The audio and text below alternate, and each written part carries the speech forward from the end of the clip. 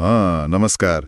आज हामी एउटा निकै चलेको नेपाली गीत मकैबारी दर्याम दर्यामको शब्दहरूमा अलिक गहिरिएर कुरा गरौँ न त। नमस्ते। एकदमै रमाइलो गीत छ यो। हो नि, यो गीत विशाल सोनीको युट्युब च्यानलमा भेटिन्छ। विशाल सोनी, सुषमा शाही ठकुरी र एलिना रायामाझीको स्वर र प्रस्तुति छ। प्रस्तुति पनि निकै जीवन्त छ। हाम्रो आजको यो खोजी नीति चाहिँ यो रमाइलो गीतका शब्दभित्र लुकेका विषयवस्तु, भाव अनि सायद केही सांस्कृतिक संकेतहरू छन् कि भनेर केलाउनु हो। हुन्छ हेरौँ न त के भेटिन्छ। गीतको सबैभन्दा बढी याद हुने अंश त्यो मकैबारी दर्याम दर्याम लहै हरिया काँक्रा करियाम करियाम सुन्ने बित्तिकै कानमा बस्छ, होइन त? हो त नि, त्यसले त गीतको मुड नै सेट गर्छ। एकदमै आकर्षक छ त्यो हुक। त्यही त, त्यसले नै गीतको रमाइलो माहौल बनाउँछ। ल, अब यसभित्रका अरू पत्रहरू पनि अलिअलि केलाएर हेरौँ है त। ल। सुरुमै गीतले आकर्षणको कुरा गर्छ जस्तो लाग्यो। जस्तै त्यो भिगी भिगी रातो में मिठी मिठी बातों में। अनि झनै रमाइलो त सारी लाएर आए भने, कालो चस्मा लाए भने पक्लक्कै ढल्छ केटो दर्याम दर्याम। हो, यो त सिधै आकर्षणकै कुरा भयो। तर यहाँ सारी र कालो चस्माको संयोजनले केही थप भन्न खोजेको हो कि जस्तो पनि लाग्छ। हो, तपाईले ठिकै भन्नुभयो। आकर्षणलाई यहाँ निकै रमाइलो र अलि नाटकीय पाराले पक्लक्कै ढल्छ केटो प्रस्तुत गरिएको छ। हो, तर त्यो सारी र कालो चस्माको संयोजन चाहिँ रोचक छ। यसले खालि पहिरन मात्रै देखाउँदैन कि जस्तो लाग्छ मलाई। हो र के होला त? खै, सायद गीतको पात्रको आत्मविश्वास पनि देखाउँछ कि। हेर्नुस् न, उनी परम्परागत पहिचान मतलब सारी सँगै आधुनिकता त्यो कालो चस्मालाई पनि अपनाउँछिन्।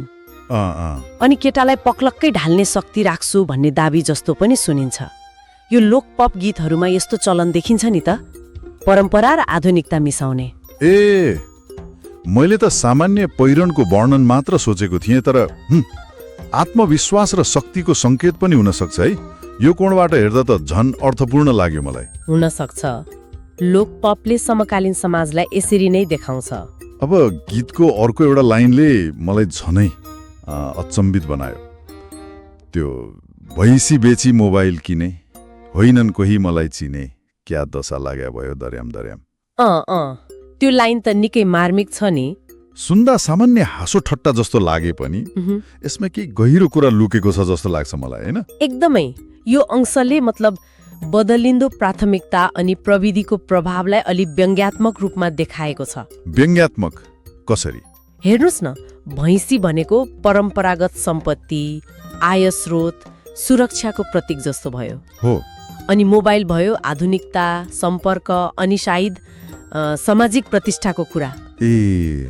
हो त। यो पंक्तिले ग्रामीण वा अर्धशहरी नेपालमा भइरहेको त्यो आर्थिक र सामाजिक द्वन्द्वलाई ठ्याक्कै समातेको छ जस्तो लाग्छ। पुरानो बलियो सम्पत्ति बेचेर नयाँ स्ट्याटस किन्ने होड। अनि त्यसको परिणाम चाहिँ क्या दशा लाग्या भयो। त्यो मोबाइल किनेर पनि सामाजिक रूपमा एक्लिएको वा अपरिचित भएको जस्तो देखायो नि, होइन र? हो, त्यो पनि एउटा सम्भावित व्याख्या हो। प्रविधिले जोड्छ भन्छौं, तर यहाँ त उल्टो जस्तो देखियो। कस्तो विरोधाभासपूर्ण व्यङ्ग्य। आधुनिक वस्तु अपनाउँदै गर्दा आफ्नो मौलिक परिवेश वा सम्बन्धबाट टाढिएको स्थिति पनि हुन सक्छ। आधुनिक जीवनका जटिलताहरूमाथिको एक किसिमको टिप्पणी जस्तो हो। यो प्रविधि र प्राथमिकता परिवर्तनको कुराले मलाई गीतको अर्को पाटोमा पुर्यायो, सम्बन्ध र लैङ्गिक गतिशीलताको कुरा। गीतले यसलाई निकै रमाइलो पाराले कहिलेकाहीँ अलि सतही रूपमा पनि देखाउँछ जस्तो लाग्यो मलाई। जस्तो कि पोइको टुपी रिङ्गाई खाने, जा मन लाग्छ त्यतै जाने। हो। अनि केटाहरूलाई लक्षित गर्दै, यता पनि लपक्कै उता पनि लपक्कै यो केटाको जात यस्तो दर्याम दर्याम। त्यो पनि छ। अनि अर्को, काली गए गोरी आउँछ, धेरै भाउ नखाउ कान्छी दर्याम दर्याम। यस्ता भनाइले त खै स्थापित धारणाहरूलाई नै बल पुर्याएको जस्तो पनि सुनिन्छ नि। तपाईले ठिकै समात्नु भयो। यी पंक्तिहरूले सम्बन्धहरूमा हुने सामान्य नोकझोक, कहिलेकाहीँ श्रीमान श्रीमती बीचको गुनासो, पोइको टुपी रिङ्गाई खाने, केटाहरूको चञ्चल स्वभाव बारे प्रचलित धारणाहरू, यो केटाको जात यस्तोलाई देखाउँछन्। अनि सम्बन्धमा दिइने हल्का फुल्का, कहिलेकाहीँ अलि पुरुषवादी जस्तो सुनिने सल्लाहहरू धेरै भाउ नखाउ कान्छीलाई पनि प्रस्तुत गर्छन्। त्यही त। तर यहाँ के बुझ्नुपर्छ भने लोकपप गीतको उद्देश्य प्राय गम्भीर सामाजिक विमर्श गर्नुभन्दा पनि मनोरञ्जन दिनु हो नि त। समाजमा चलिआएका कुराहरूलाई रमाइलो पाराले टिप्ने काम गर्छ। त्यसैले यसलाई गम्भीर सामाजिक टिप्पणी भन्दा पनि लोकलयमा आधारित रमाइलो अभिव्यक्ति मान्नु पर्ला। मतलब हल्काफुल्का रूपमा लिनु पर्यो। तर तपाईँले भने जस्तो यसले केही प्रचलित लैङ्गिक स्टिरियोटाइपलाई चाहिँ पक्कै देखाउँछ। मनोरञ्जन दिने क्रममा कहिलेकाहीँ यस्तो हुन्छ। हो, त्यो दृष्टिकोण पनि सही हो। रमाइलोको लागि प्रयोग भए पनि समाजको ऐना त देखिन्छ नै। तर रमाइलो मात्रै छैन नि गीतमा। सुन्दा मलाई के पनि लाग्यो भने यसले अलिक गम्भीर सोच्न बाध्य पार्ने कुरा पनि छोएको छ। जस्तै तो सबको भयो प्रगति, मेरो मात्रै दुर्गति, दया देखाऊ भगवान दर्याम दर्याम। यो सुन्दा त मनै अमिलो हुन्छ। त्यो त हो। अनि अर्को, पैसा आउँदा पछि लाग्छन्, दुःख पर्दा टाढा भाग्छन्, यस्तै छ संसार दर्याम दर्याम। कस्तो यथार्थपरक कुरा। एकदम। र अन्त्यमा त्यो आभार, आमालाई धन्यवाद, क्या राम्री जन्मायो दर्याम दर्याम। यो अंशहरूले त गीतलाई फरक गहिराइदिन्छन् नि, होइन र? अवश्य। तपाईले औल्याउनु भएका यी अंशहरू निकै महत्त्वपूर्ण छन्। यिनले गीतमा व्यक्तिगत भाग्य र अवसरको असमानता, सबको भयो प्रगति, पैसाले मानवीय सम्बन्धमा पार्ने प्रभाव, पैसा हुँदा पछि लाग्छन्, अनि पारिवारिक मूल्य मान्यता र आभार, आमालाई धन्यवाद जस्ता अलिक गम्भीर विषयहरूलाई पनि सुन्दर ढङ्गले समेटेका छन्। हो नि। यसले गीतलाई केवल सतही मनोरञ्जन मात्र हुन दिँदैन, थोरै भावनात्मक गहिराई र जीवन दर्शनको छनक पनि दिन्छ। त्यही त। मानिसहरूले आफ्नो जीवनमा अनुभव गर्ने आशा, निराशा अनि सामाजिक वास्तविकताको झल्को यसमा पाइन्छ। हो, त्यसले गर्दा श्रोता गीतसँग भावनात्मक रूपमा जोडिन सक्छन्। त्यसो भए रमाइलो नाचगानको गीतभित्र यति धेरै तहहरू रहेछन्। अब अन्त्यमा फेरि त्यही प्रश्नमा फर्कौँ न त। यो बारम्बार दोहोरिने पंक्ति, मकै बारी दर्याम दर्याम, लहै हरिया काँक्रा कर्याम कर्याम, त्यो कोरस हो। कोरस, यसको खास अर्थ के होला? यति धेरै किन प्रयोग भयो होला? हेर्नुहोस्, यो पंक्ति गीतको मतलब मेरुदण्ड नै हो भन्दा हुन्छ। यसले गीतलाई एक विशिष्ट लय, ताल र सबैभन्दा महत्त्वपूर्ण कुरा सम्झन सजिलो पहिचान दिएको छ।